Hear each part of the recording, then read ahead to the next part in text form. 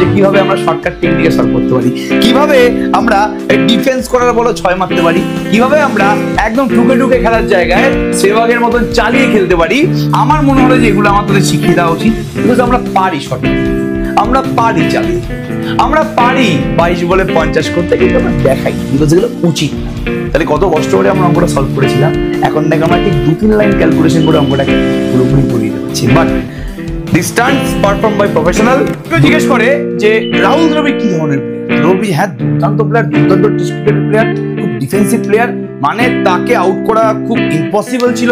সব থেকে বেশি ডট বল খেলেছে, 200 বলে 30 রান, 400 বলে মানে 80 রান, এরকম টাইপের আমরা দেখেছি। কিন্তু আমি একটা রাহুল দ্রাবিড়ের খেলা দেখেছি, এখানে রাহুল দ্রাবিড় একটা ওয়ানডে ম্যাচ পাকিস্তানের এগেইনস্টে, মেবি পাকিস্তানের এগেইনস্টে 22 বলে 50 করেছে।